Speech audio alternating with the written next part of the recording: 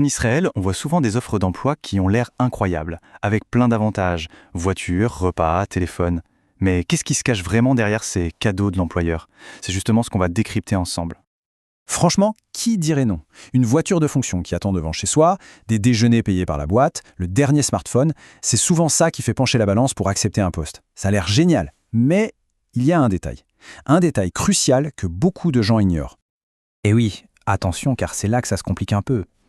Ce que beaucoup de salariés découvrent, parfois un peu tard, c'est que ces avantages soi-disant gratuits ne le sont pas du tout pour le fisc.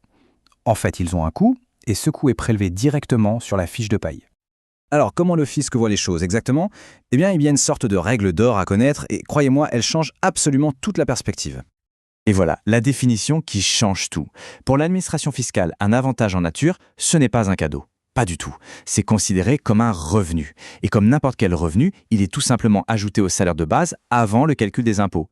Pour rendre ça plus concret, on va se concentrer sur les 3 avantages les plus courants. On pourrait les appeler le trio de tête: la voiture, les repas et le téléphone portable.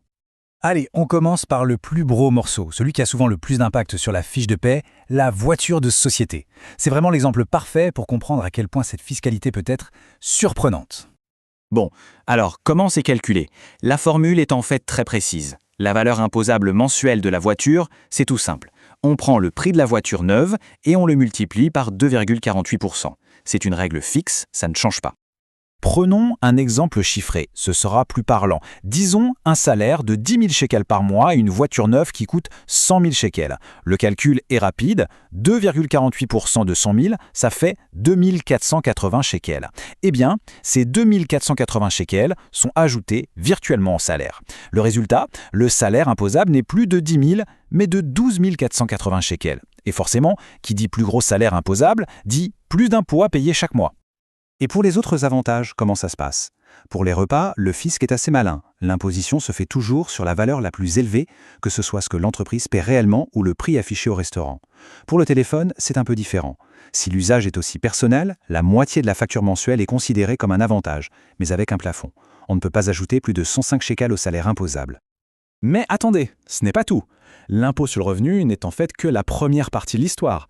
Il faut aussi parler du Bitoa Leomi, c'est-à-dire la sécurité sociale israélienne qui gère tout ce qui est santé, retraite, chômage, etc.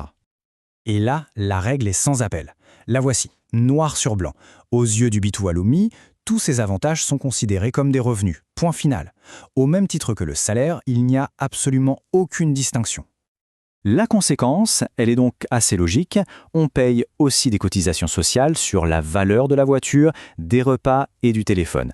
Ce qui veut dire que le coût caché de ces avantages vient encore d'augmenter.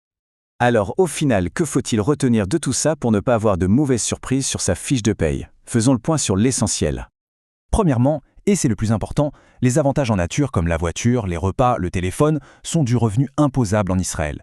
Leur valeur s'ajoute donc au salaire brut pour le calcul de l'impôt. Pour la voiture, la formule est toujours la même, c'est facile à retenir, 2,48% de sa valeur neuve.